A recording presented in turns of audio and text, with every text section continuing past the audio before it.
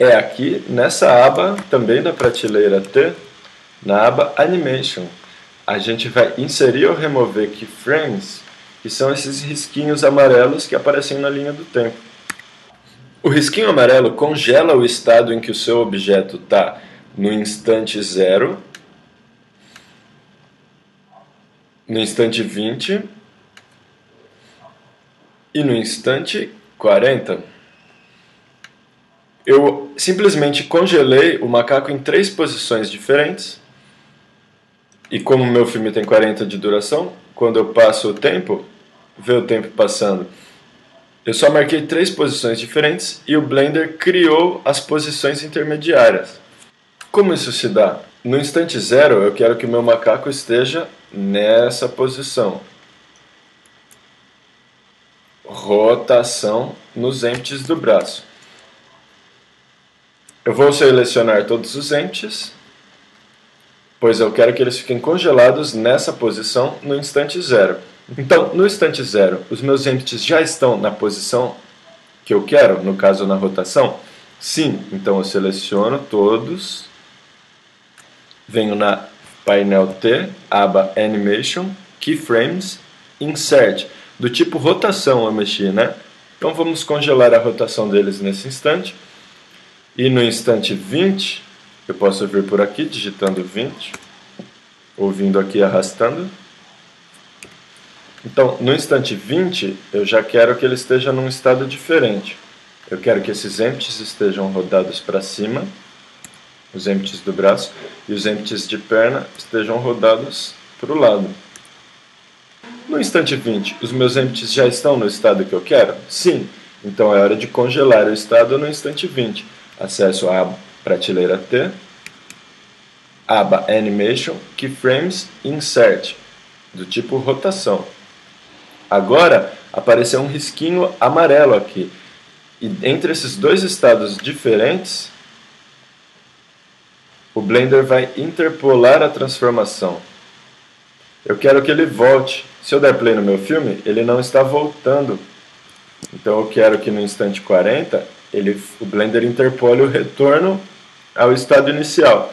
Então vamos voltar o meu personagem para o estado que ele deve estar no instante 40. Ok, a pergunta de sempre. Instante 40, ele está no estado que eu quero? Sim, então vamos selecionar os keyframes. Painel T, aba Animation, Keyframes, Insert, do tipo rotação. Pronto, agora a gente já tem 3 posições marcadas. A final e a inicial são iguais. Com a posição do meio marcada, o Blender interpola a ida para a posição do meio e o retorno à posição inicial, que é a mesma da final. Então se eu venho aqui e clico no Play, está feita a minha animação. Usando a mesma lógica para fazer ele subir quando ele está no alto desse pulo. Vamos animar esse cubo. Em vez de animar tudo, apenas esse cubo vai ser o objeto que controla o corpo inteiro, a posição do corpo inteiro. Nesse instante 0 e 40 ele vai estar na posição baixa mesmo. E no instante 20 eu quero que ele esteja mais para o alto. Se eu não inserir keyframe, o o meu cubo ficou na posição que ele estava. Agora, a partir do momento em que eu inseri o primeiro keyframe, painel T, aba Animation, Keyframes, Insert, no caso agora é posição, locação. Agora pode ver que eu tenho um risquinho amarelo aqui no cubo, né? Ninguém tem risquinho amarelo, apenas os empties, que são os que têm animação. O cubo, ele não tinha nenhum, agora eu inseri a posição dele. Agora, se eu movo ele sempre vai, ele não vai mais memorizar, ele vai voltar na posição que eu congelei, não importa o instante, porque eu não estou marcando um segundo keyframe para ele interpolar. Nesse estágio do meio, o cubo vai estar para cima, o corpo inteiro na verdade. O meu cubo não tem um keyframe aqui. A pergunta de sempre é, agora no instante 20, o cubo já está para cima na posição que ele tem que estar no instante 20? Sim, então, painel T, aba Animation, Insert, Location. Pronto. Agora ele está mudando a posição.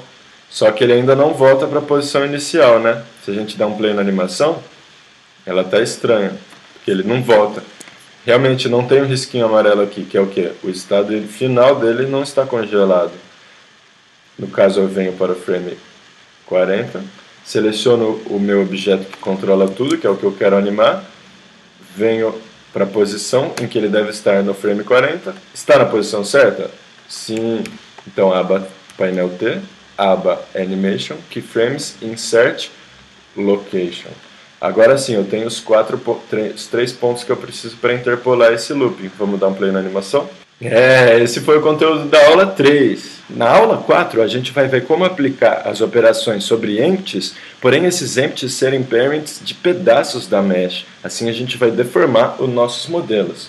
Até a próxima, pessoal!